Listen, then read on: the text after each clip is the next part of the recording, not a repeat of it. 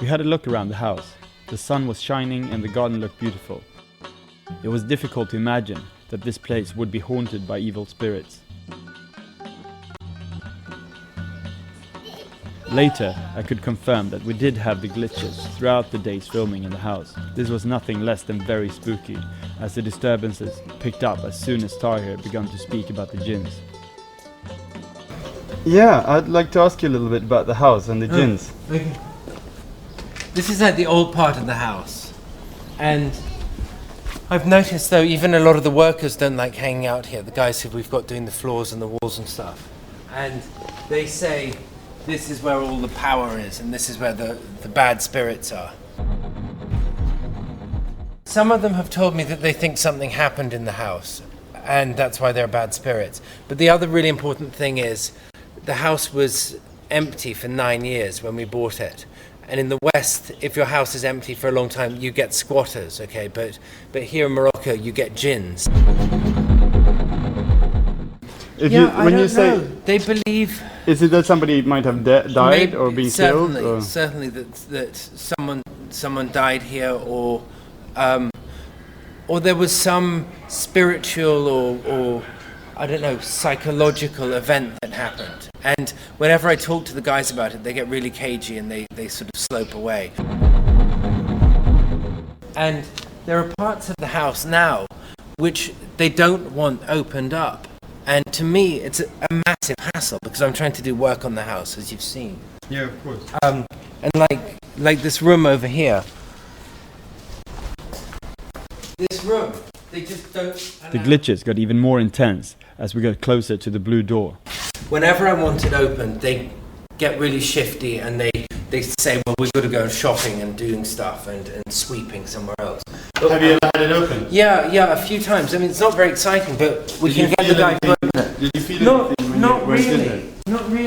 I mean, this is another room that they just did not want to open, and I threw a fit last week, and I said, you bastard, you just never dare lock this room again. And I've just got a whole load of junk in here now. But to me, it's just like another room. But to these guys, they feel a power here. They feel that something happened here. And again, it's got a whole load of spiders' webs, and we've got door frames and stuff. But for these guys, there's something about this place.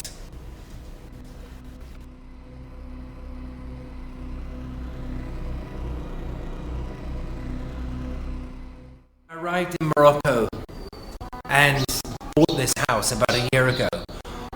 I didn't believe in that stuff. I thought it was quaint and I kind of liked the idea of believing in it, but I didn't believe in it. But now I see that this idea of jinn and the parallel world that exists around us and on top of our world and beneath it, it's so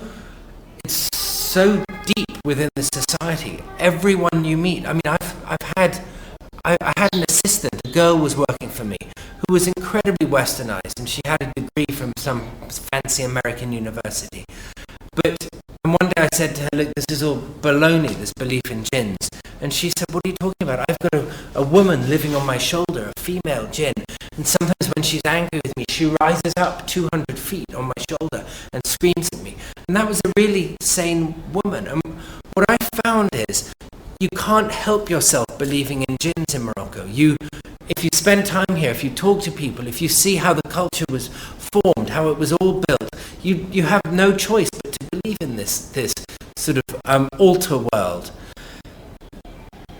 What I've found is, I've asked everyone, why do you believe in jinns? You've got a degree from Harvard University or whatever, you speak 6 languages, some of these people. And someone told me the other day, and he's absolutely right, he said, everyone in Morocco believes in jinn because they're talked about, they're mentioned in the Quran, and they're mentioned as fact. It's not a fantasy, it's a true thing. And it's because of that, it allows people to believe in the supernatural in a way that Europe or the United States hasn't had for hundreds of years, since maybe the 16th century or the 17th century.